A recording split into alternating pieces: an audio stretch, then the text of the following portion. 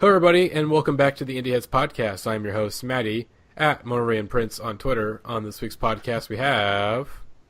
Hey, it's your boy AJ. You can find me on twitter.com at Ann Moser, and you can find me in the streets as the newest San Pellegrino spokesperson out here giving the good word of flavorless carbonated water to all the people. If you drink LaCroix, you're a swine. That's a fact. Yo, what up? This is Jackson at horse_jeans on twitter.com. Fuck San Pellegrino and anyone who love them. It's LaCroix gang all day out here. Gang. I have no horse in this battle, as I'm just a tap water boy, and that's who I'm gonna be. Yeah, dude. You're a tap cuck. Sorry, man. Hell yeah. Hydration is a pillar, though. To be fair, it is a pillar. A wise man once said such a thing. You know what else is a pillar? Here's the thing. We're gonna peel back the curtain really quick. This is our second attempt at doing this because my Skype decided to crash. So there is no curtain. So we didn't get too far into what we're going to be talking about in just a moment, but we had some good bants, you know. We had an open. I guess we had an open invite to someone to come on the podcast, but that's just revoked now. We squashed every single beef that we've ever started. We did the best riff in podcast history. It was so funny that all of us were just crying, laughing. Matty's computer overheated from just the pure goodness of this riff. Exactly. But then we were like, yeah, that would be unfair to put out on the internet. It sucks. But luckily, because we got the bants out of the way, we can just cut the fat, get straight into it. It is our album of the year list. It's coming in a little late, you know. Hey, good scheduling in the Indieheads Podcast. They don't mix very well, but we promise you that our album of the year list is solid gold. And before we get into our number 10 entry, we should explain how we do this shiznit. So everyone on the podcast, or every active member, they put in their top 10 list.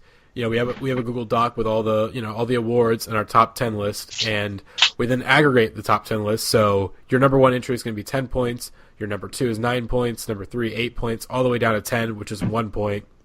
All that gets aggregated into a little spreadsheet that shouts out to Dylan. Dylan made a little spreadsheet for us with all the numbers and all the stuff, you know, together, really nice and organized. So, you know, there's no room for error. We're all completely solid on this. And our top 10, I'm really proud with our top 10. I'm really happy with it. There's not a lot of stuff where I'm like, oh god, this is here. Of course, we had previous years, like our first top 10 entry. I remember we had I'm still mad that we had The World's a Beautiful Place. I was very upset that I got as high as it did. I was a little bit upset about the Hotel, but I mean, Hotel, they grew on me, so in retrospect, I'm not mad about it. But this year, there ain't no... You're mad at yourself for having bad taste, right? Yeah, Matty just purged all the emo scum off of this list. There ain't no emo scum on this list, exactly. This isn't my choice either. This is by the numbers. It's my fault for my brand not being... My brand wasn't strong enough to get all of the emo scum on the list this year, but... we'll be back in full force. I thought this would be, you know, for a while there, it seemed like this was going to be the year where emo truly ruled the Indieheads podcast. And no, it did not. It did not. I think the thing that makes our list really good is because it's an aggregation of a lot of different people, but it's also like 10 people. It's the right balance of like, it properly respects the year in music where we're just like not leaving off very important indie rock music, but also it's like pretty unique. Like it doesn't look like all the other top 10 lists that you saw this year around Listmas time. There ain't no fucking Lord on this list, all right? You ain't getting Although we do like Lord on this podcast. This is not an anti-Lord podcast. I'm an anti-Lord podcast. Well, not really. Well, I'm not really anti-Lord. I'm more anti-Jack Ant stuff, but that's where I wear. Anyways, I'll let you continue, Jackson. But basically, here's the thing, because we've been seeing nerds complain on the internet for like the past month about lists and being like, why is the here? It's really funny because on Indieheads for the past month people have been complaining like, why is all these pop albums, why are they so high? And then like our top 5 on the Indieheads subreddit, it's like fucking Lord and Damn, they're number 2 and number 4. It's like so fucking predictable.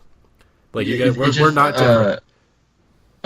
In a really like shocking twist, like white indie boys on the internet are mad about things changing, And like it really came out of left field. Didn't expect it, but they're very mad that like, oh, Pitchfork isn't an indie publication anymore, which is totally surprising, even though they've totally been bought out by a bigger media company in Condé Nast. And like what did you expect, my guy? Like, and also, this is not the Pitchfork of like 2006. Yeah, and they've been pivoting to there before the Condé Nast deal, anyways. It's like, why stop being shocked? Go fucking read Stereogum or some other shit.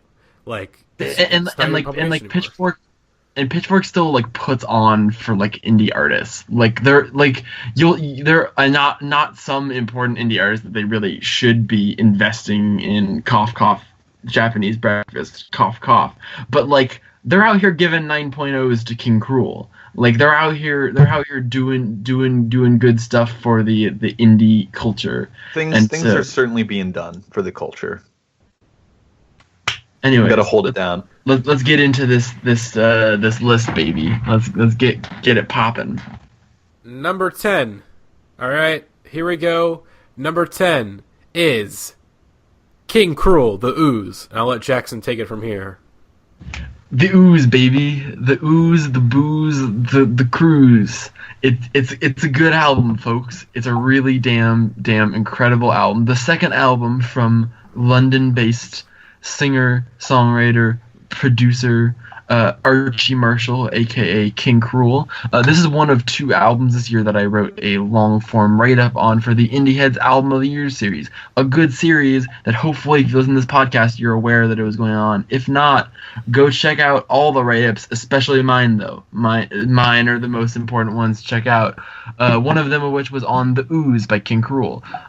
This is an incredible album. It's a really conceptual, dense, layered, sprawling album that has a lot of stuff going on it. My write-up was probably too long, but it's fine. There is a lot of stuff to talk about regarding this album, and I definitely like to start this album by discussing it with like the concept, the idea of the ooze, the gunk, and in describing the concept of the album, doing like the usual pre-album press interviews, he's talked a lot about how like the ooze, what the people say, what is it about? The ooze, the title comes from the idea of like the gunk that we all produce, like our bodily fluids, our nails, our beard, the things that your body just like pushes out and creates involuntarily that we like all have to like maintain. You know what I mean? Like your body does all these things that if you don't maintain them, like you become like a caveman who's got like a long beard and hair, and you can become like sort of disheveled or like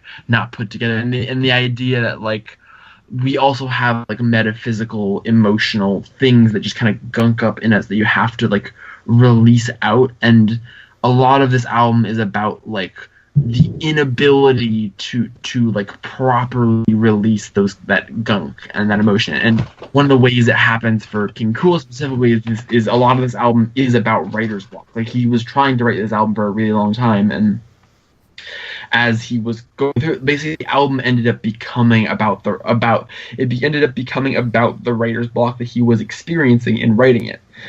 Like going through this whole album, like this album is about the 3 like main things that are afflicting Archie in this album are insomnia, writer's block, and heartbreak. He's going through a breakup. He's suffering from really bad insomnia. He's taking sleeping pills that like aren't really working for him. He talks about that on the song Emergency Blimp.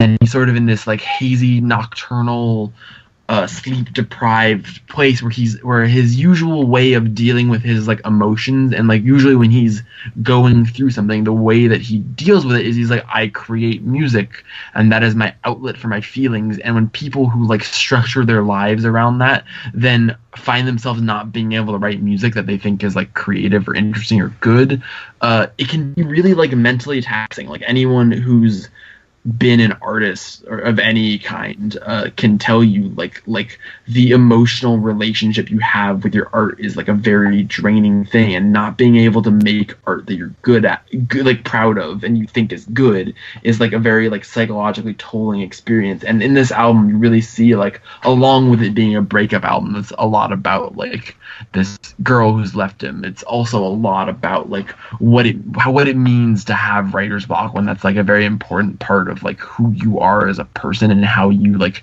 define your self-worth and deal with like day-to-day things that happen in your life, like a breakup. And so conceptually this album is like super dense, and I think the lyrics of this album really dive into that super well. There's King Cruel, one of his best talents for sure is like his gifts as like a poet and like a lyricist.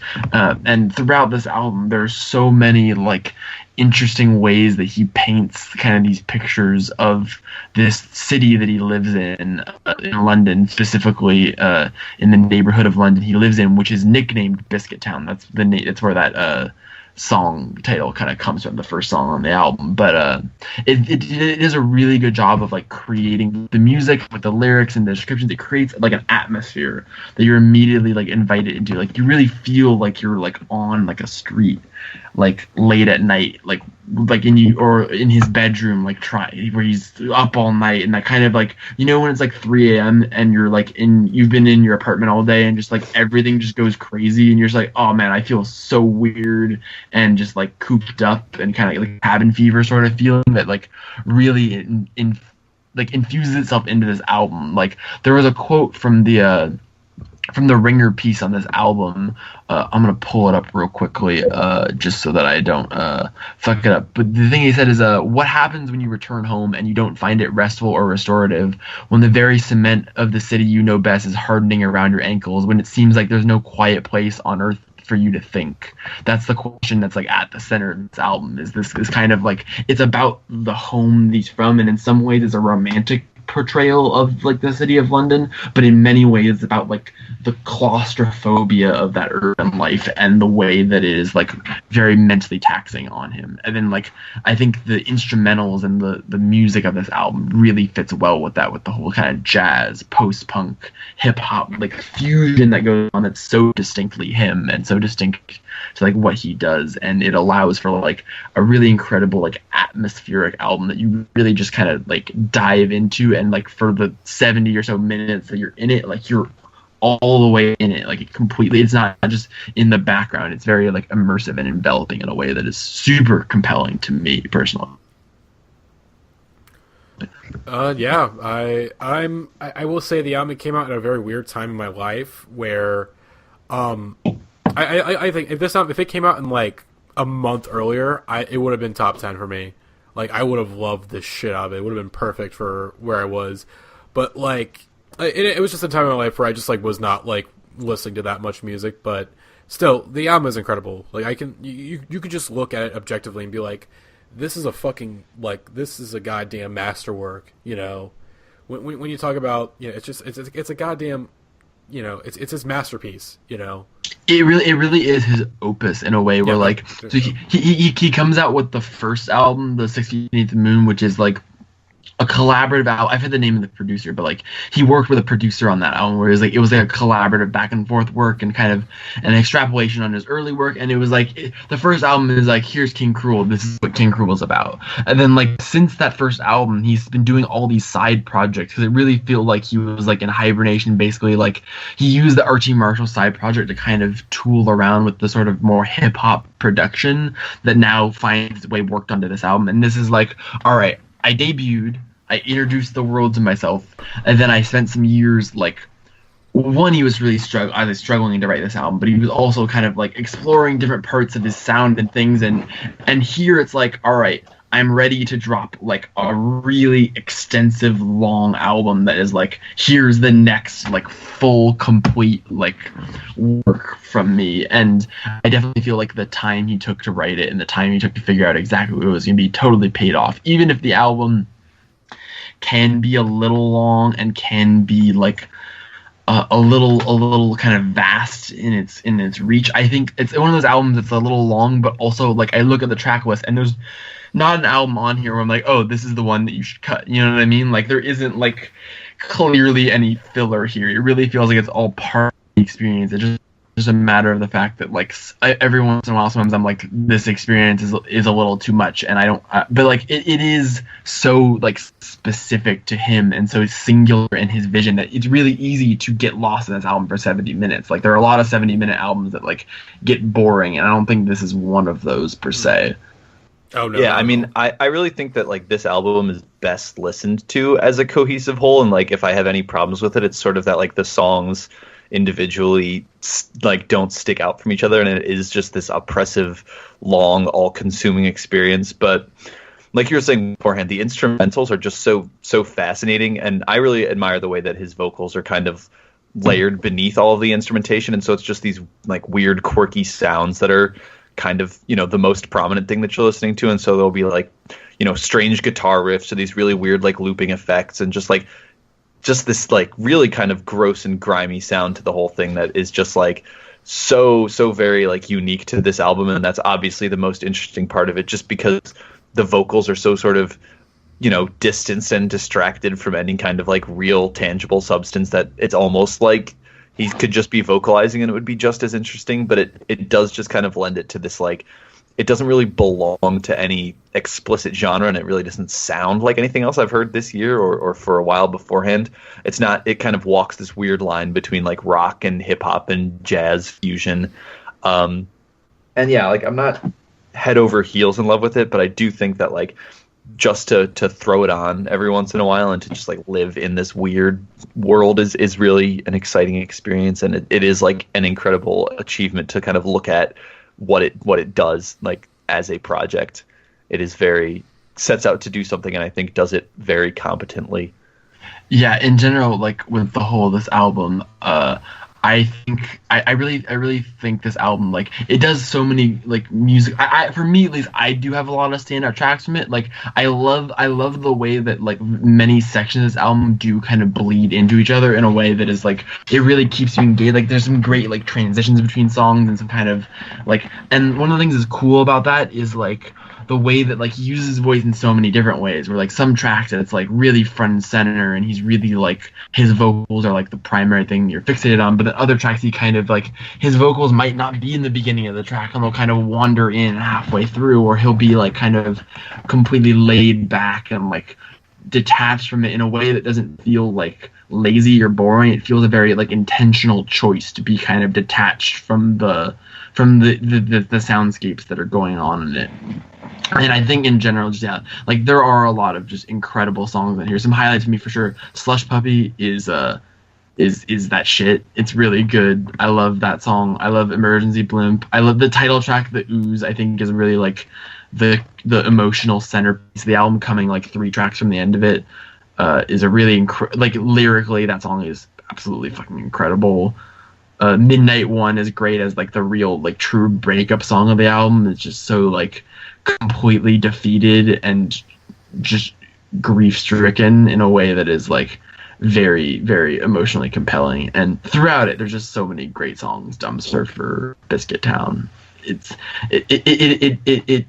is a very singular experience that is completely of its own and completely like one note, but also like does so much different stuff. You know what I mean? Like it's the perfect balance of like doing a lot of different things, but also being very cohesive. Yeah. This is a great album. I loved it a lot. Yeah, but I got nothing really else to say. Number 10 on our list, King Cruel, The Ooze. But now we are on the Oozy Boys. The Oozy Boozy, Woozy Koozy. We are on to number 9 on our list, and we actually have a special guest for this one. Oh my God! Is that if they don't? Is that Twitter user Will for Thrills music? If they don't get number 9, Fleet Foxes, what a miraculous return with the album Crack Up. Brack up, some might say. Brack up. They're back, folks. Those Fleet Foxes that you know and love. Jackson, you shut up. All right, you're the one who's I don't want this album. I'm not being a shithead with that, honestly. Like my distaste for the Fleet Foxes is not very active, and it's also not very like, I don't like to I don't mean to shit on the people who do love some Fleet Foxes. I admit that they are like very good. It's just like I've said before, my take with the Fleet Foxes is the same as my take the Pete Holmes bit about watching fireworks. It's like you look at it and you're like, man, I wish I felt something. Because clearly this is spectacular, but just like doesn't do. There's no point in me talking about this right now. We need to talk about how this album is good, because it is good. Will, take it away. I ended up the concert in August. I drank me an IPA. I wore my flannel shirt, even though it was August, and I was sweating balls. And it was absolutely sublime. The boys are back. This time with their most ambitious musical record yet. On their debut, they had kind of more direct songwriting. That's where they got their reputation as being kind of hippies, tree kids, like doing and do some forest creature lovers. And then, that didn't make any sense. But anyways, then on Helplessness Blues, they came back with some of their greatest, most, I don't want to say poppy, but yeah, some of the most crowd-pleasing. I'll put like that, crowd-pleasing. It's very much drawing back to Simon and Garfunkel. There's what I was trying to say. And then on this one, it's their most elaborate. The songs are kind of built up into chunks. They're kind of winding and cascading, and never going in any one clear direction. I remember hearing 3rd of May for the first time, having no fucking clue what to think of it. I knew it was beautiful, but I had no idea what I just heard at the time. So I'm curious to know what about this album kind of like makes it so as a Fleet Foxes stan. This is why we called you in from an alien planet. What makes this like so different as a Fleet Foxes album? Because I'll come out and say it. I'm not a fan of the Fleet Foxes. Never had been. Never liked any of their output before. And I did give this album like more of a chance than I have before. But even like going back and listening to it after listening to their other stuff after I liked this project, I don't know what it is, but I just think this album is like very, very clearly their best. Like, it's the only album I like by them, and I am not as well versed in them to kind of identify what they're doing differently on this thing, but I do think that there are differences in it. Like I said, it's more sprawling. It's most complex songwriting. I mean, he definitely studied music since then. He has a lot of music theory knowledge. These are very intricate compositions. It's time for some music theory.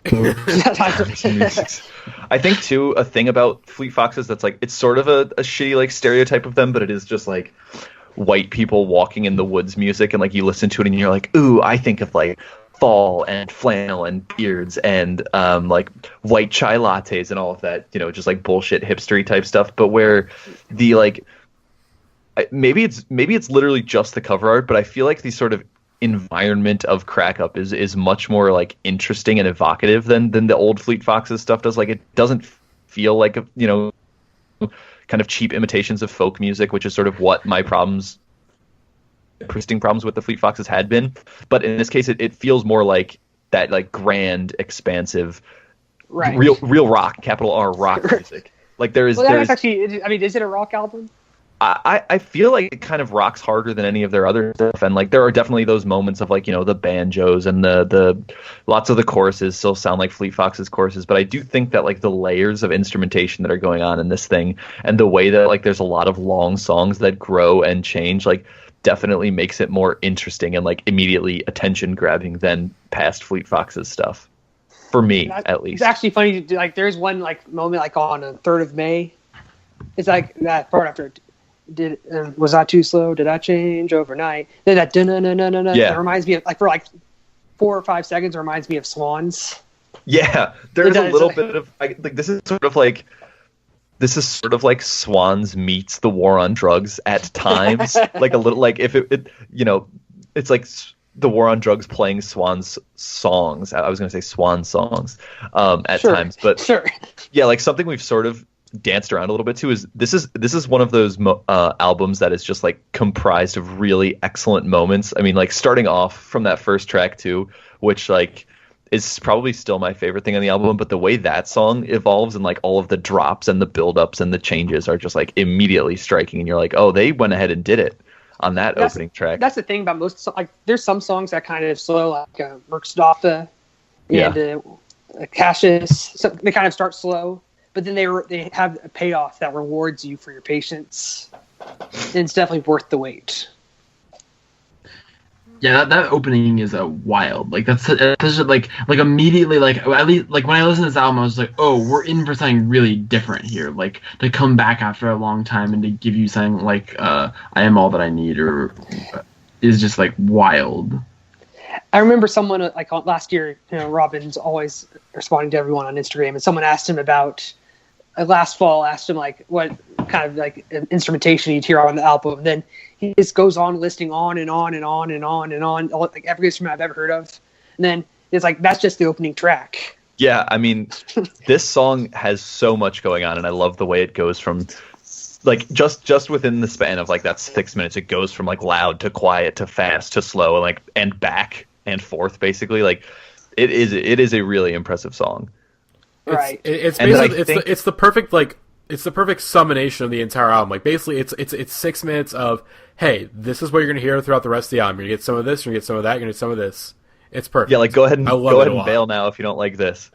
But I do think that it is able to like keep up that momentum from that song too. Like there's a pretty driving rhythm to the whole album of just this sort of like, immediacy in all of the music and all of the performances is just like continually kind of just like going forward. It has like I do think like tonally this is the best Fleet Fox album, because some of the stuff that I haven't liked from them is just like feels so very just like whatever-y type music, like chillcore type stuff. Not necessarily chillcore. I can see where you're coming from with their self-titled album. I love that album. But it does play into a lot of indie folk cliches of the time and kind of fueled that fire for better for worse. But I think they really came into their own on Helplessness Blues as songwriters. It came to their own. Well, I'll say their own distinct feel, even though it's a Simon and Garfunkel ripoff. But they do it so well. I mean, like, so perfect. There is a clear progression charted across the course of those albums, and especially from like something like Helplessness Blues to here, where you can like listen to that kind of experimentation and like the grander structure of some songs breaking through on Helplessness Blues, but they really just like dug into it here and are like, yo, we're gonna make some like epic songs. Right. And then of course something that we haven't talked about yet, and I'm gonna go into it too much just because I haven't looked at it, but like, it's the lyrics here kind of, I wouldn't say political, more like there's a lot of social commentary on these songs. It's very However, it's very reflective, I was going to say, just like of self and also of society. It isn't really like damning or like, it's not like a call out like Fleet Fox's like epic political statement, but it is just this sort of like, it's not woke, but it's sort of like, hey, let's consider things, like let's open the discussion. It's not really saying anything as much as it is just like, we are talking about this kind of stuff. Right, like for example, the song Cassius, he kind of describes like the scene of, I forget which, there's so many I can't forget, but one of the police brutality protests. He just kind of, he doesn't really doesn't really like make a stance or anything. He just like describes the scene and kind of just the cultural revolution of it. And a lot of these songs is obviously not overt either. Like you won't hear it be like, oh my God, politics. Like it's kind of like you have to look into it to really. There's no songs on here that are like that would inspire like Daily Show Jon Stewart headlines of Fleet Fox has epically destroyed Donald Trump. Exactly. It's just kind of retrospective of the society that we it's more subtle, which is probably good when you're like a white folk band, to be a little more subtle about your social criticism. Yeah, I mean, cashing in on like political anger. Right. Hey guys, punk music's gonna be so awesome when Trump gets elected. At least we have that. Got it. And indie folk is the new punk. Yeah, hey guys, Fleet Foxes are gonna put out a good album, but when Trump gets elected, so let's do it. God, Bon Iver's next album is gonna be so fucking political. Oh, you mean Man of the Woods? Oh yeah. A beautiful tribute to the Japanese. I'm legitimately excited about the JT album. I'm actually like kind of excited for it. The 2020 experience. I saw a lot of discourse on Twitter today going around that was like, why would anyone ever be excited for a JT album? And I was like, did you listen to the 2020 experience? Because that album fucks hard. Part one, yes. Part two was pretty mid. Part one is like an unparalleled pop album. Justified's also a classic. I will say that. Justified is great. Is Future Sex Love Sounds the best pop album of the 2000s? I will listen to the argument for that 100%. I mean, I think the discourse is there. Oh, it's there. But anyways, hey, Fleet Foxes, they're damn good. All right, I want to. Can I? The Indieheads subreddit #1 album of 2017. Yeah, they'll approve. So underrated. The sub will approve of this list because it has Fleet Foxes in it.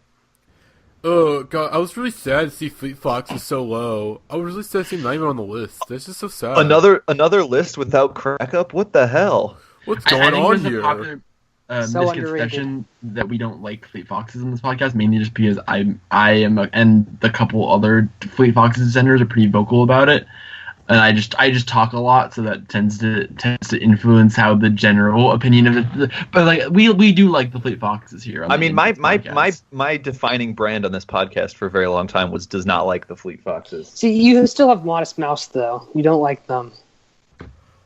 I love me some damn Modest Mouse up in here. See, I mean, and Wilco. AJ doesn't like the alliterative animals bands. That's right. But hey, the Fleet Foxes. Well, thing is, my thing with this album was that I basically I missed the Fleet Foxes. I missed that whole thing because I was too busy being into like new metal and Odd Future and shit. So by the time that I got into indie music, like Fleet Foxes, nice self-own. Hey, I've grown a lot. All right, I changed. I changed A a lot. But I mean, because I basically missed them. So like, because it was like 2 years after they were gone, and so I was kind of not anticipating this, mainly because I saw the Fleet Foxes fans, and when we talk about like people think that we hate Fleet Foxes, we don't. We just sometimes hate Fleet Foxes fans because they're sometimes very like, oh my god, guys, just shut up, just shush. I think one of the problems with like getting into Fleet Foxes late is that like in no fault of their own, I think like their kind of sound and aesthetic got like very co-opted by like 2011 like hipster culture, you know what I mean? Like when hipster was a word that people actually used in serious conversation. And like because of that, Hey, if like Monster Men has hits, man. Oh no! I saw a little bit of their Coachella set a couple years ago. Of Monster Men, actually good. Yeah. No, but like in general, like when you listen to a Fleet Foxes album in 2017, if you didn't have like a prior relationship to it, your reaction is going to be like, "This is some hipster shit from years ago," because like a lot of other stuff kind of invokes similar types of emotions and sounds and themes and stuff like that. But I don't think that's a fault of theirs. I just think that's kind of like, if you weren't in on the bandwagon originally, it's a little harder to get into it. But I will say, I do appreciate how Crack Up really does like change things up in that way and really like bring a lot of new stuff to the table that's pretty exciting.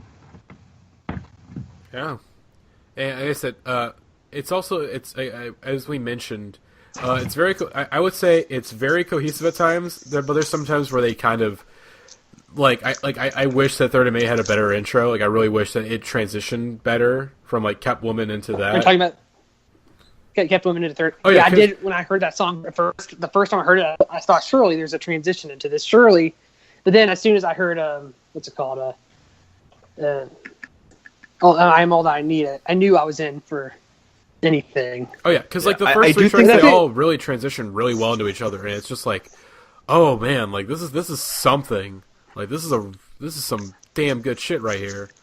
I do think that the back half is weaker in that regard, because I think up through like, I mean like definitely up through Third of May, it's just like this is, you know, the shit. This is owning. Then there's a little bit of like a break where if you need to like keep time on me, I think. Don't talk about that song. I'm not saying it's a bad song. I'm just saying that It's it slower. sticks The out second a little half is bit. a little bit slower. Yeah, it slows down a little bit, which is probably good, just because it does keep like that drive for those first couple songs. But yeah, I think side A of this album is just a really, really incredible accomplishment for the old Fleet Foxes. Mm-hmm. Is that really much more to say? I think, you know, it is a damn good album. I'm very happy to have it number 9. I Am All That I Need was really high on my Song of the Year list. God, that's just such a good song. It's almost too good sometimes because it's right at the beginning of the album, you know? Yeah, I mean, it is definitely my favorite song on the album. And the rest of the album kind of keeps the level, but never manages to peak again. Oh, yeah. But I think that's really all we gotta say. Number 9, Fleet Foxes Crack Up, and number 8, oh boy, here we go. All right. It's time. It's that time we've all been waiting for. So this year was my first year on the Indieheads Podcast. Happy to be a part of it. Happy to join. Happy to get my awful takes out into the world via this vehicle. But I joined this podcast a little bit too late in order to discuss my 2017 album of the year, which is coming in at number 8 on our list, Sun Kill Moon. Common as Light and Love Are Red Valleys of Blood. Although, even though I have not had a chance to discuss this album in full, anyone who has met me for more than 10 seconds knows that I stand, folks. I stand for my man, Mr. Mark Kozlek, and especially in 2017, where he was as musically befuddling and also interesting and on his bullshit as he's ever been.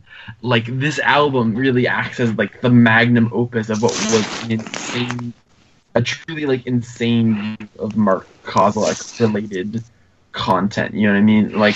And to start the year where you're gonna release 6 hours of music with this incredible double album is just so wild to me. And I mean, a double album for Mark Kozlek is really more like a quadruple album. Oh, it's so unbelievably long. It's a 16-track album, but then each track, the average track length I think is about 9 or 8 minutes. Every song on here, and it's just truly you almost don't know where to start with this album because it's just in 2 hours there's thousands of words in this thing. He really just lets his mind wander to so many places when he's telling these stories, when he's weaving these narratives. And the cool thing about it is for me, I think one of the big things about this album is I feel a lot of this album is an attempt to create this kind of honesty in songwriting where he's reducing the amount of filtering that happens in normal songwriting. Normally in songwriting, if something significant emotionally happens, even something small happens to you, you kind of find a way to frame it that is going to be interesting and condensed and presented to the public in a certain way.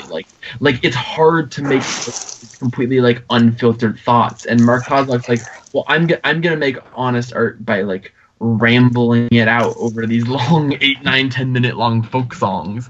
And it just for this year, I feel for me at least, there was not a lot of big consensus classic albums the way that there have been in the last couple of years. There isn't a To Pimp a Butterfly of this year or a Blonde of this year, or an album that's clearly an amazing artistic achievement that has this giant wide appeal. And so for me this year, it's just this album is flawed. This album is complicated. I have a lot of issues with this album, but also it's this year there isn't really, I don't feel there's a classic I'm leaving off the list by just going 100% on the bullshit and just picking the thing. It's I thought about this album more than any piece of art this year, by far.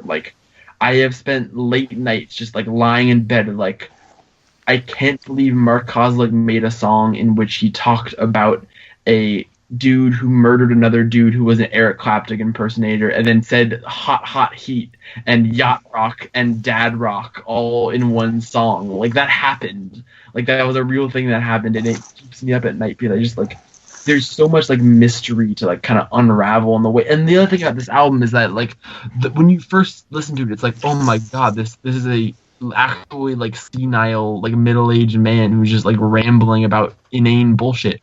But then the more you dig into it, the more you start to realize that all these anecdotes and stories and one-offs and details that don't matter, they all add up to this larger picture. They really do.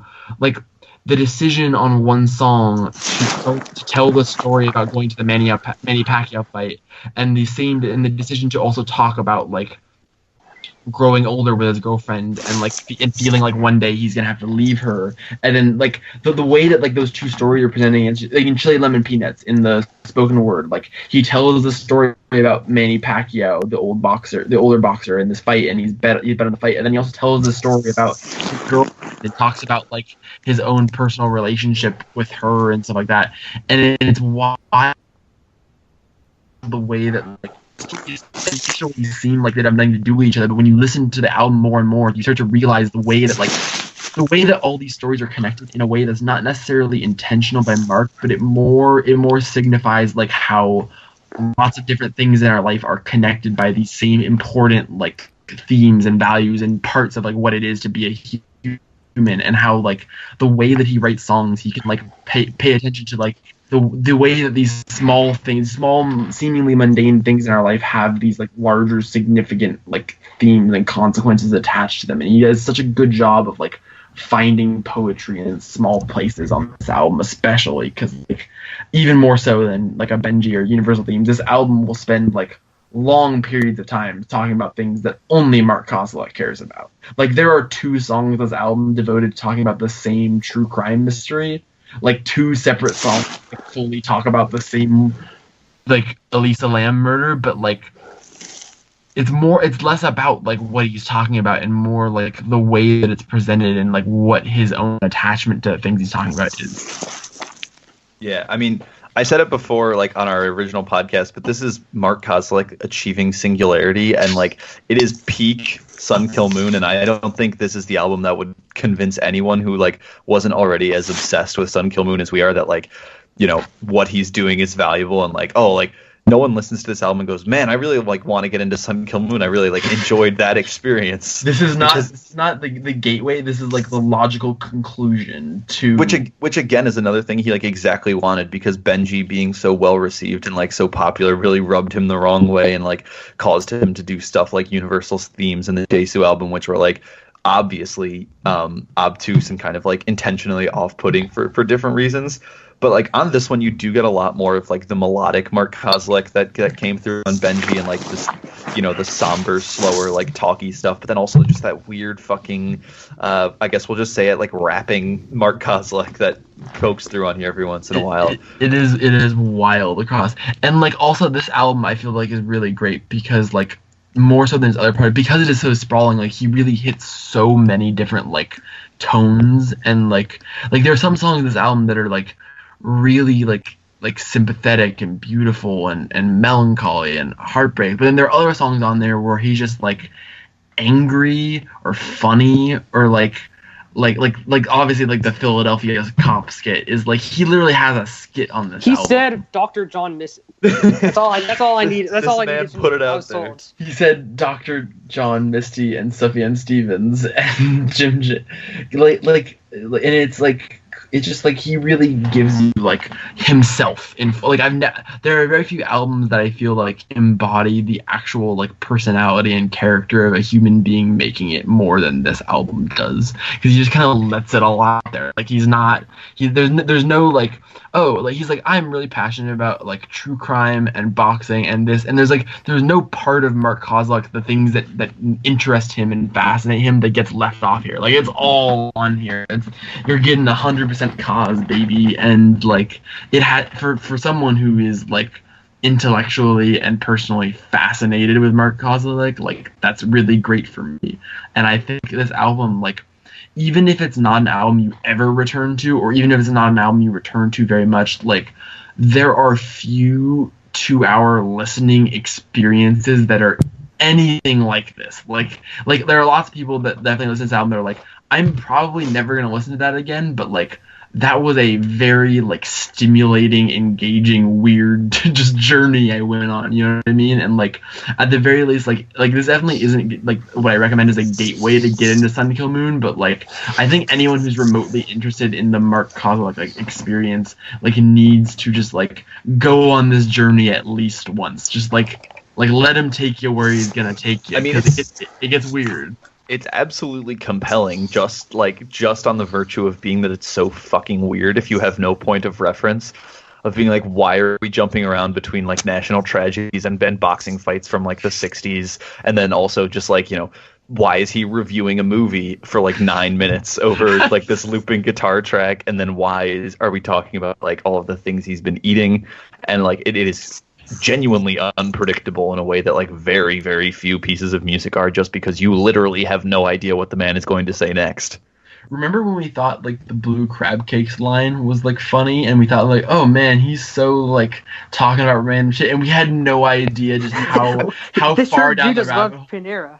Yeah, like the original Benji like memes, like we didn't no idea how far down the rabbit hole we were like about to immediately like compare like that to like Vague Rock Song and like the whole interlude in the middle of Vague Rock Song that just like was just like what that, but then like there are also like you said, there are a lot of moments in them that are like really melodically beautiful or really like kind of like I like the hook on Brigand of Trondheim is really nice. I really like that. Like I Love Portugal is really beautiful and simple, and I kind of like that's like the most like feel good song on the album. But then immediately following the most feel good song on the album with Bastille Day, which the chorus of that is like put 94 bullets in his fucking brain and it pours when it rains. Yeah, like it just completely like.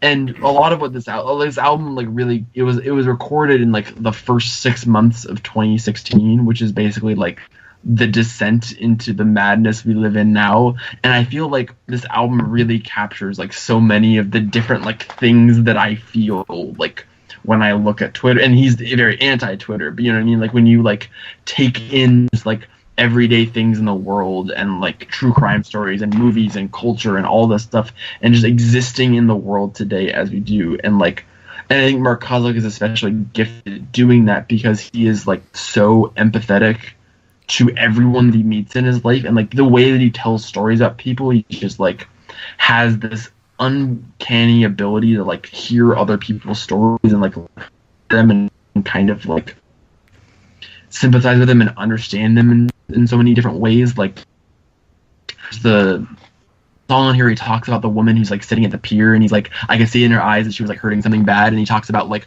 waiting there for 45 minutes to make sure she didn't like jump off the pier and stuff like that. And the way that he just like is so invested in all these like characters and people that are either, some of them are loved ones in his life, or some of them that are a person he meets once at a show or something like that. And the way that he just like engages with other people like says so much about like what it means to like be a person in a society and like have all these other people with lives and tragedies and stories around you and like to interact with them on a day-to-day basis. Like I feel like that's really captured here in a way that's like super interesting to me. Yeah, kind of on that note, this album really could have just been called like Mark Kozlik Has Opinions and Here They All Are, because like you get all of them for sure. The subject matter is so ranging. Look, we've discussed this, but I got three quick things. One, if we have not already mentioned, this album is over 2 hours long. It's 2 hours and 10 minutes long, and it's entertaining the entire way through. That's incredible. Yeah. That just who else could do that? And number two, this album, I would say, as AJ was kind of funny as well. Oh, it's so funny. It's fucking hilarious. And as AJ mentioned, like it was recorded in the first 6 months of 2016. I want to say this is the first album of the zone. Like this is the first album that very accurately describes that we are living in the zone. So that's incredible. I agree with that too. And also he like totally just like casually says like when Trump gets elected on Lone Star, just like he saw the TVs before everyone else a little bit. He's like, hey, everything's fucking going to shit, and it's not just like it wasn't just like an old man yells at cloud thing. He's like, no, we're really like there's a lot of shit that's like wrong with the way that the world is right now. And also, if we're gonna talk about like big moods, I don't think there's a bigger mood than the line in Philadelphia Cop. If you're a man in charge, claim you're a staunch feminist, then give a woman or your job or shut the fuck up. Queen bitch is a cool David Bowie song.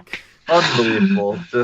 It's just like the stream of consciousness, the and like if you've seen him live, like obviously you know he's fucking hilarious. Like he's so funny and engaging as a person, and like it's cool that we finally have an album that captures that, because like 90% of his other discography is I am sad, here's that.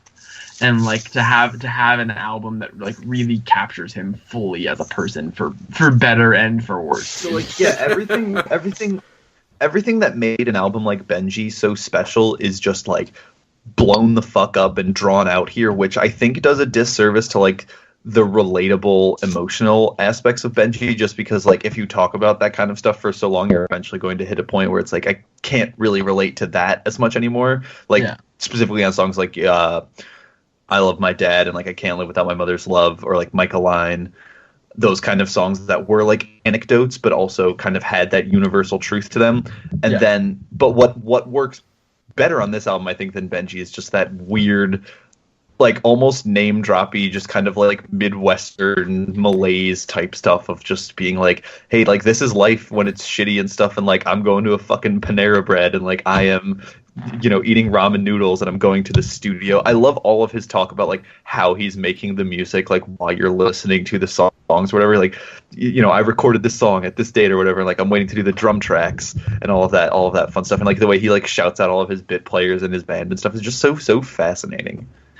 I think like going back to the kind of Midwestern feel of it, I think God Bless Ohio is like very much the thesis statement of this album and like such a perfect like opener for it.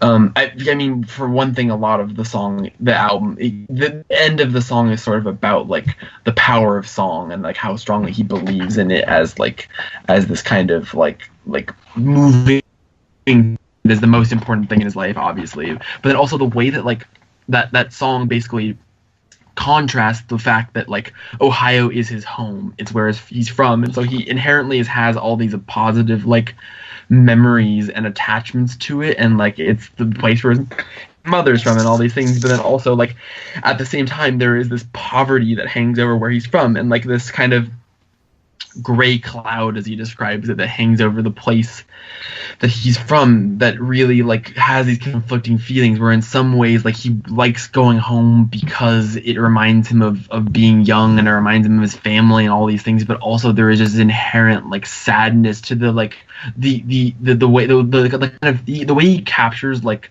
the feeling of middle America, the kind of like forgotten towns that are like struck with like economic like disparity and are just feel like they've been like abandoned in some way, and the people in the also capturing the people whose lives are still there and are kind of like stuck there. And he talks about like the people he saw that were just in and out, and he's like, how did I escape from that? I escaped from that kind of cycle and that ghost town kind of place via the power of song, via his ability to sing about these people. And that's kind of what drives his like need to go back there, is he feels like he needs to capture the lives of these people, because the only reason why he got out and he realized his life was going to be different than the kid down the street is because he's musically gifted in these ways. And so he like has this compulsion to tell their stories just as he tells his own.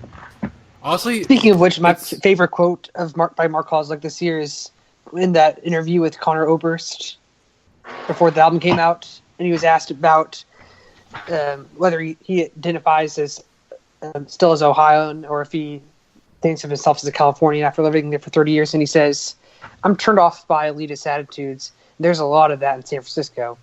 People are down to earth in Ohio, and I'm proud of where I'm from. So I've been to Italy many times. The best Italian restaurant in the world to me is Sylvester's in Northampton, and I like Luigi's in Akron a lot too." That's very much symbolizes Mark. Yeah, quintessential Mark. He's simultaneously like this like totally loves Europe. He's this super cultured like artist type who lives in San Francisco, and also is very much that dude from like Ohio who's like super down to earth, and like as he describes himself on Lone Star, he's like, "I'm from Ohio, I'm a hick." Like the way he is both of those at the same time is very like amusing. It's you a man that can do both. Good you a man that can do both, indeed. I also love the way that Lone Star blows out my go ahead. I was gonna say to your earlier point about basically sort of about like going back to Ohio every once in a while, basically just sort of to make sure, you know, he still has that connection home. Very similar to how Kendrick kind of approaches a lot of his songs. Like Kendrick, there's a lot of stuff like Kendrick talking about basically Compton and sort of having to go back home every once in a while just to kind of feel that connection and feeling like despite all the fame and fortune, he's still that kid from Compton. And that kind of seems the Mark's approach to the song, where he's still that kid from Ohio, you know. That definitely is similar. And like but both of them have kind of this like lyrical fascination with like the place. Like Benji is so much about Ohio, like more than any of his other albums, and like the way that like he kind of returns to it constantly, not only in lyrics but also physically to go back there for those reasons. Yeah, I definitely see that kind of connection. But what were you saying, Will? Before I just love the way that I was going to some more straight observations. I love the way that Lone Star blows out my speakers. Like you called it a folk album earlier. he embraces a lot of heavy bass and distortion on this album, to the point where it rattles your car around. One of the cool things about this album, like musically, is like the way he made this album. Like all of the songs would start as these jams where he would record on instruments that were not like he didn't use his guitar. He uses a guitar on some songs on here, but like that was never the starting point of a song. He wanted to like put himself out of his comfort zone and like play bass a lot on this album, or like play other instruments that like that are not his like go-to instruments. And so because of that, like a lot of songs have this kind of weird like off-kilter kind of like stumbling but like also like hypnotic like feel to them, and like he thinks that like doing that was made him like forced him to be more creative in certain ways. And like the musical quality of this album is super interesting and definitely like complements the feeling and like the emotions of this album incredibly well. Like the weird kind of jazzy almost hip-hop like kind of like folky kind of rhythms that kind of cycle on and on, but then they also build and change or shift dramatically. Sometimes like songs will just make a left turn out of nowhere or sometimes they'll build progressively. It's super interesting. The man's he did it. He fucking did it. That he just peaked into like his like truest form. And I mean also with mentioning that there are still 3 albums coming next year as well. Boy, we are getting so much more Mark Kozlik music, and there are few that are happier about it than myself personally.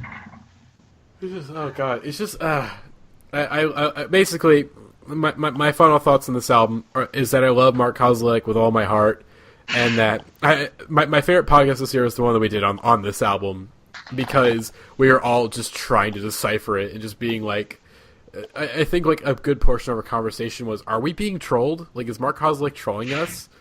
It is truly the most going on. Oh yeah, but that an album has had this year, and we've had that now like almost a full year to unpack it, and like as you can see from our conversation, there's still so much like mystery here, because so much of the album is just like his own very specific experiences that we're never fully gonna be able to understand because they are so specific to him.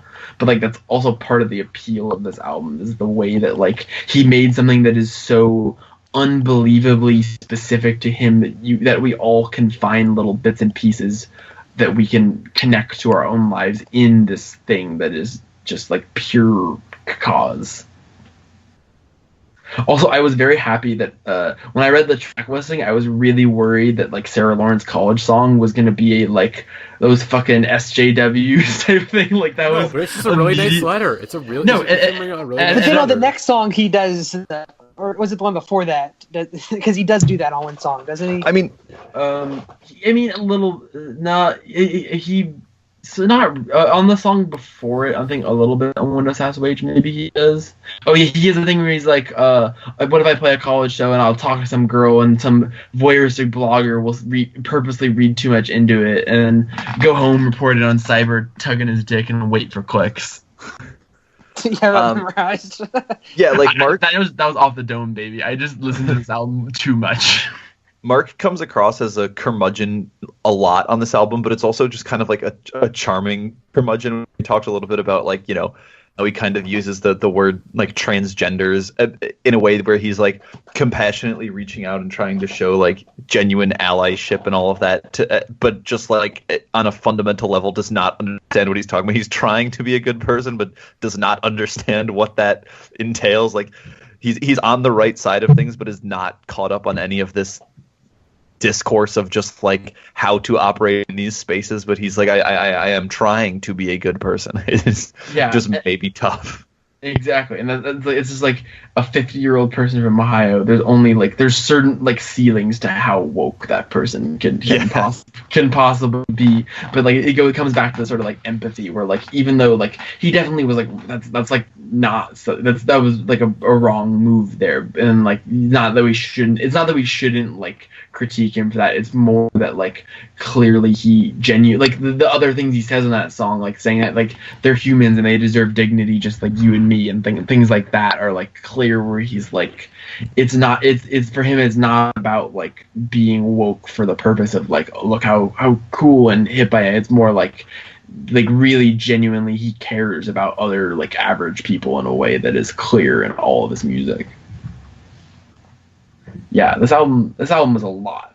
It's a fucking doozy, and I can't believe when I first listened to it, I'm like, this is great, but there's no way I'm gonna like keep coming back to this. But I do because I need to ponder on it every once in a while and just come back and be like, what is this ancient scroll that I must decipher? And there's so many enjoyable, like heartwarming, funny, angry different moments on it that just like on any one day there's going to be a different part of this album that really grabs you more than the others because it is so all over the place. Yeah. That's number 8. That's our number 8 album of the year for the Indieheads Podcast, Common is Light and Love, or Red Valleys of Blood, by our boy, Sunko Moon, Mark Kozlek. Alright, folks, here we are. We are at number 7. Number 7. Oh boy. Boy, he's about to do it. Now, this one, we discussed this one where I actually had no idea it would get. I was hoping it'd get in the top 10. I was hoping that there'd be enough push that my campaign would be strong enough to get this in the top 10. And buddy, I was strong. I persevered. This is definitely the Indieheads Podcast clout influenced album of the year, where someone on the podcast was just like, "No, this is happening this year. I'm making this a thing." And you picked a good one to do it with. Let me tell you. Yes, I did not. I don't have the pull that Jeremiah and AJ have sometimes, but you do. I mean, well, here's the thing. You guys got an album of the year from us. Okay, you guys pushed. Yeah. But when AJ and Jeremiah combine their powers, it's like a Voltron, like they mech suit together into this like super powerful shit posting machine. Exactly. And few can stop it when it gets going. Exactly. But also look me in the face and tell me we were wrong. No, you weren't. You weren't. Thing. You're right. You're completely right. For good, not for evil. We use our forces for good. Exactly. But number 7 on our album of the year list. If you already know, Lil Melda, thanks. Number 7 on the album of the year list, and I discussed this one at length in the last podcast. But we're gonna do it again. We're gonna fucking let's go again. Lil Melda, of course. Small artist from the small town of Silsbee, Texas, about 2 hours from Dallas and 4 hours from Austin, Texas, and she's been at it for a couple of years. Has basically just been sort of low key for the past couple of years. Released an album back in 2015 called Forever. Had a re-recorded version not too long after that was a lot more acoustic, but this year was a big year for her. She began the year touring with Pine Grove in Europe. And that ended up being a big boost as she got signed to Double Whammy and put out this album, Thanks. Also toured with Pine Grove a bit more. Is now touring with, is getting ready to go on a tour with Snail Mail, who's also getting a lot of buzz lately. And I imagine 2018 is going to be a big year for Lil Melda. If she puts out another album, it's like, oh boy. But she'll mostly going to do a lot of touring next year. But anyways, Thanks. This is my personal album of the year. And one that, it came to me at a very unique time in my life where her PR person sent it my way for my consideration. I kind of slept on it for like 2 or 3 weeks, but I finally listened to it and I was like, oh man, this album, this is gonna stick with me, and yeah, it stuck with me as it came out in a really unique time in my life where I was getting ready to move for the first time in my life, was finally gonna be living on my own. But, was going to be separated from my family, was going to be separated from all of my friends, and, I had met someone 2 weeks before I left, and, bad timing a bit, but this album it got me through my initial move to Chicago, and now that I'm back back home for a while, it sits in a bit more with me, as it's just this really emotional piece of music. It's just an album that I mentioned it, but what I love about Thanks so much is that the way that it's written is that it's open-ended in that these songs are very personal. They're very personal. It's very much like these are things that happen in Hannah Reid's life, but there's enough blanks. There's enough open-endedness where you can fill in the blanks with your own life experiences and find yourself in her stories. And that's what I really love about this album is that in almost every song of this album, I find myself in her stories, and I find myself where she was at, and go, oh, this happened in her life. I feel like I was in that position, at some point, and this album was really just like right place, right time. Just absolutely stunning. And the compositions are they're so good. Let me get into the good shit. The intro song. You got Interstate Vision, the opening track, which just right off the bat is just wrap your arms around me, and it's like they're just a really beautiful guitar line, and her vocals sound great, and the melody is great in the song, the way that it moves and flows, just it's so brilliant, and also just very emotional, and the line that hits me the most in that song is like, still I sit with you in parking lots, acting like I'm not falling for it, like, oh buddy, my God. Like, buddy, it just. Every song on this album has at least one line that just absolutely fucking kills me, and of course there's some songs where every line just kills me. I think the track Far Out, that's my favorite song on the album. Kills me the most. It's written in goddamn 5/4, and it has this amazing string section, and it's those strings are choice. That's the thing. It's this album. It's very intimate. Where it's not like super lo-fi, like the quality is it's not like the vocals they're so scraggly, It's very clear, but also it's very much like, okay, this album was recorded in a very intimate space with not a whole lot, but still enough. It's like, it's not quite lo-fi, but it's not quite hi-fi, but it's in this thing where you feel like what something really does really well is that you feel like you're in the room with Hannah Reid as she sings these songs, and you really feel like you're having a conversation with a friend or something. And this album, I think almost every single person that I've shown this album to ends up loving it. So maybe not the real good shit. And God, I love this album so much. I'll let Jackson. I'll let you take some swings at this. I'll take things. I also fucking love this album. The nice thing about it, and I think the Pitchfork review touched this a little bit, but when I first listened to this album, it was like, oh man, this is really nice. The sounds on it were so beautiful, but then the way she writes songs, they're so melodically sweet on the ears, and just these beautiful compositions, but then lyrically and conceptually they're so heartbreaking and they're so moving. It's it grabs you with this kind of sweetness, and then slowly as it pulls you in, and you get these sort of sweet, almost catchy songs stuck in your head, and then they really start to work their way into you emotionally, and then you really start to unpack a lot of stuff. And for me, similar to Matty, I mean, it didn't happen necessarily at the time of my life where things like this were happening, but very recently. A lot of the lyrics in this album are almost a little too close to home. Just oh buddy, that's a little too on the nose there, with some very personal things that have happened in my life this year. But I mean, there's so many moments in this album that are like you said, so intimate and so tender and emotional, and something that is both easy to listen to and totally a very condensed, perfect encapsulation of what you wanted to do. So thematically well considered, the way that this album talks about space and location, and being far away from someone, being close to someone, what those words that we use to and those distances that we find ourselves apart from people, what those mean physically and emotionally, and all of the thematic stuff for this album, all the lyrical stuff for this album, the way that she simply writes lyrics, and the way she writes lyrics that capture some of these larger themes and emotions, it's all real good, and they all work together so perfectly. And I think this album is really at first listen, it seemed oh, this is just another nice sounding indie album, but then the more you spend time with it, the more you let it kind of seep into you, the more you realize oh man, there's just a lot going on here. Also, I'd like to give a brief shout out to Only World, because holy shit, is that how you close a damn album? Oh, look buddy. At me, I can see you don't know where you've been. Sorry you missed it. The day moon was out again. I thought it knew me, felt like the only world.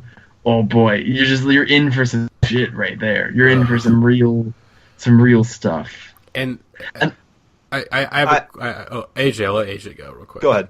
I was literally just gonna hop in and say that I have spent the least time, an embarrassingly short amount of time with this album, and so your dictation on the subject matter and stuff is very insightful. All I wanted to add is that I think off of that note of that this is more than just another indie singer-songwriter album. I really the thing that stands out the most to me, just with my brief experience with this album, is her voice and the way her voice is used. It reminds me a lot of not in sound wise, just how it's used of Mitski, sort of where her voice and her presentation is coupled with the subject matter in such a way that I couldn't imagine anyone being able to replicate these songs easily, via covers or via another interpretation. They are songs that through their composition and their messaging belong explicitly to her as an artist.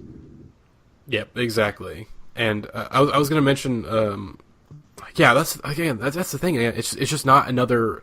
Because it seems like it'd be easily brushed off that way, considering the label and all this stuff, but it's just, and some of the associations. But no, you just listen to it and you go, it's the thing where she's obviously, some of her influences, they wear themselves in the sleeve. Elliott Smith is a big influence, and he's even mentioned in one of the songs. Yeah. But, it's still, Hannah Reid, she's this new avenue, where there's not really anyone that's kind of where she's at right now musically, and I'm so excited to see where she goes next after this. Because, I do hopefully this raises her profile a little bit, because she should be fucking massive. This album should have blown her the fuck up, and it didn't quite. And I'm still mad about that. But I want to mention a quote from her really quick, from an interview with Variety, where she was talking about the album, and I think that this really does sort of summarize the album really well. Where she said, "I wanted the songs and the timbres and the melodies to be very approachable. I want to be gentler with the emotions and let them just sit and not feel guilty about that. I think that's where a lot of angst comes from, having really strong emotions but feeling like you're not allowed to express them. With this, I think it's mostly easy to listen to, but if you want to go there, if you want to pay attention and see what's being said, you can sit with it that way."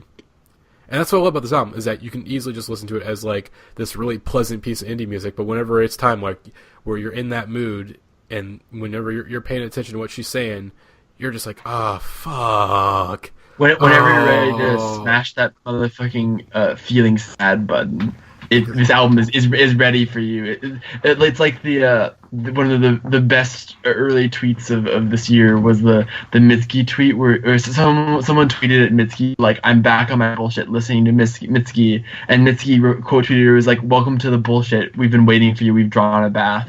And it's just exactly like that. Whenever I come back to this album, I have not listened to it in a significant way in a month or something, and I'll come back to it and it's welcome back. Here's it just picks up exactly where I emotionally left off with it in a way that is I think it really speaks to the way that even though this album for certain points this year has been more important to me than others, every time I come back to it, it's the same in a way that feels like this album will last a long time with me.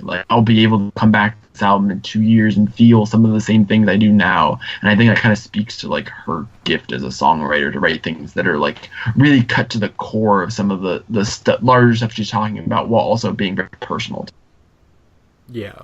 And also, you mentioned earlier on Only World, the vocal performances, again, as I mentioned, there's sometimes on the album where she gets very vulnerable. In Only World, God, the ending vocals on that where she's just letting everything loose is just, that was the first, on my first listen, that's what stood out to me the most, was oh my God, Jesus Christ, she's just going there. There's such it finds this really nice balance, kind of similar to Mitski, where it's very assured and very confident, but also very vulnerable and very it's sort of this I'm confident in who I am, and I'm not but at the same time also realizing I also still have all these insecurities, but I am me, and there's nothing really that you can do about it. This is who I am, and here you go. And I love this album a lot. And I'm happy to say that it's my album of the year, and I'm happy that that the Lomelda Hive is growing stronger and stronger by the day. And, there are literally dozens of us. And hopefully, I will be at her show in Columbia, Missouri in 2 weeks.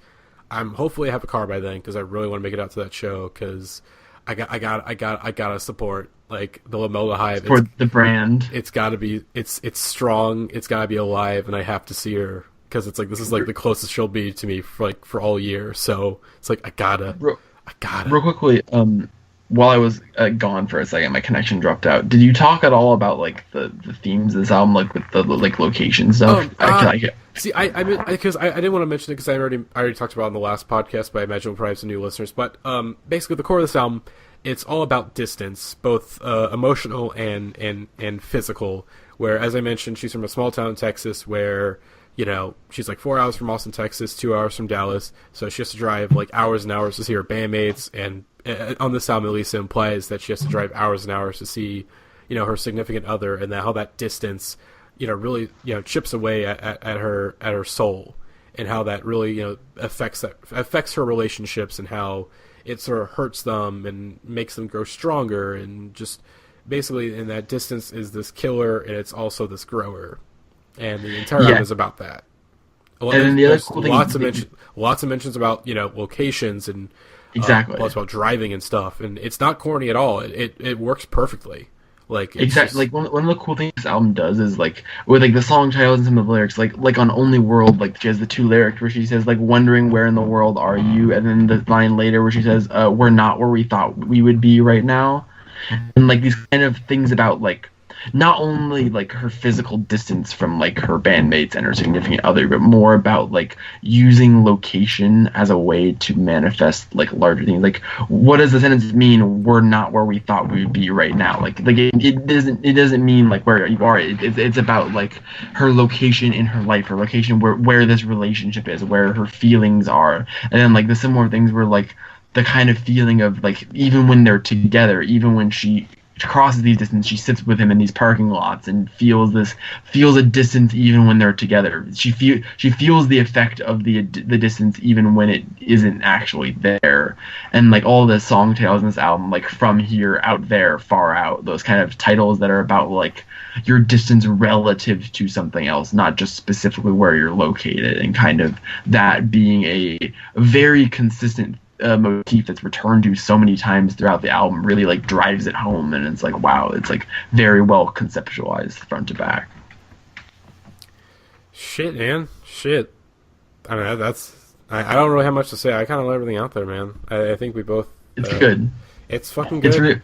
The violins on Far Out kind of sound like an old timey like Western violin player who's like playing at someone's funeral. That's like what I always imagine. I imagine like a dude playing a violin like in like the set of Westworld, and there's like a tumbleweed going by, and it's like really beautiful and sad. I love the strings on that song. It's so good. God.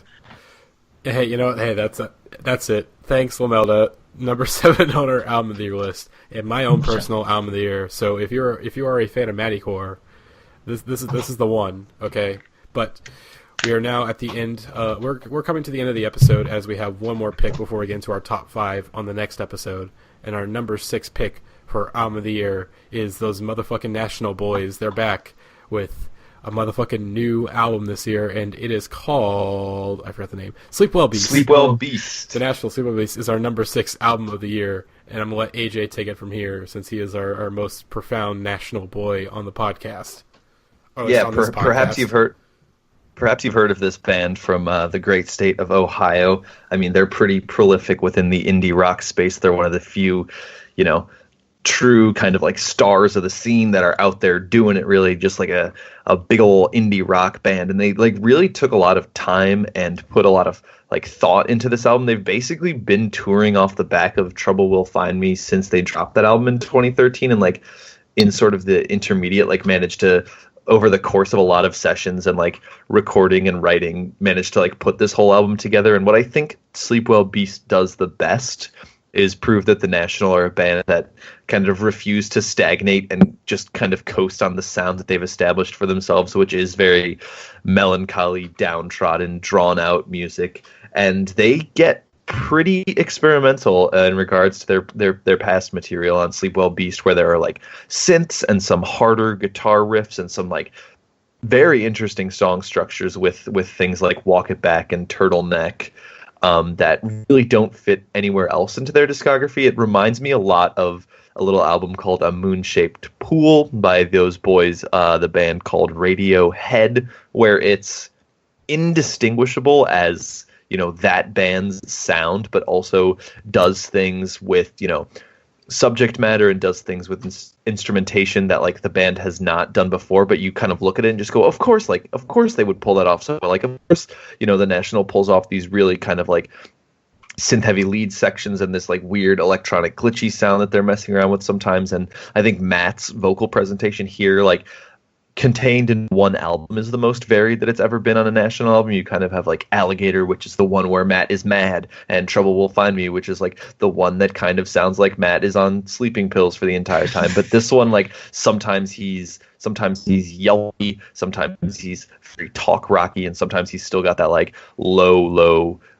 bass heavy kind of just like droning that you've come to expect from the National. I really think, I don't know for me personally where it kind of ranked into their discography as a whole, but it is like immediately just like one of their most impressive efforts and one of their most kind of cohesive efforts. And it's just like, yeah, when they put their minds to it, like there's a reason they're as big as they are. It's like when they put their minds to it, they can just do the goddamn thing, which I think they do all over this album. I have a lot of favorite standout tracks from this one. I think all of the singles were wonderful leading into it. System Only Dreams and Total Darkness was kind of not the best lead single because I think it doesn't give a good look at like what the whole sound and what the whole tone of this album is, but something like Day I Die or Guilty Party are those like... I thought they should have released Day I Die as one of the earlier singles, and they did. Like Day I Die came out like right before the album came out. I was like, what the hell? This is some shit right here. You should have put this on. I mean, I like System Dreams a lot, and like I think the thing that I was happy about that as a single was it was like System Only Dreams like clearly gave us like, don't worry, this one's gonna be a little more up tempo than the last one, because like Trouble Will Find Me is like good, but it's just like it's so like one note in kind of its emotional tone, and like this captures kind of the melancholy of Trouble Will Find Me, but like with a significant amount of like oomph added back into the equation, which was like sorely needed. It's certainly more upbeat, yeah. But then it's also varied. Like there are songs on here that are really just like oof, like real downers, but in a good way. But like mixing that up and like bringing in Turtleneck, which is like the most post-punky thing they've done in a while, and like Day I Die, which has that really like kind of anthemic chorus bit. Like all the different things this album does is like definitely very more varied than some of the recent stuff they've done.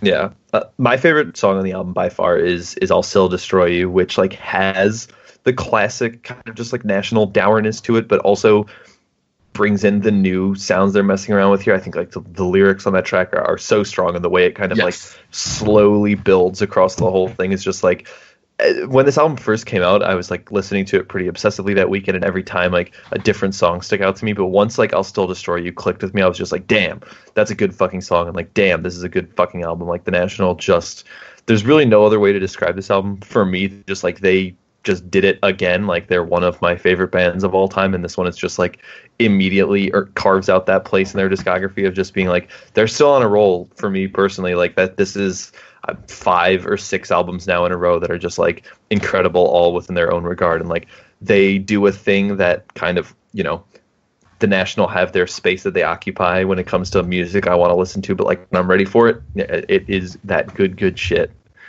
and I need it. The 1-2 punch of I'll Still Destroy You, then Guilty Party, like how dare you do that to me? Yeah, it's not good. It hurts.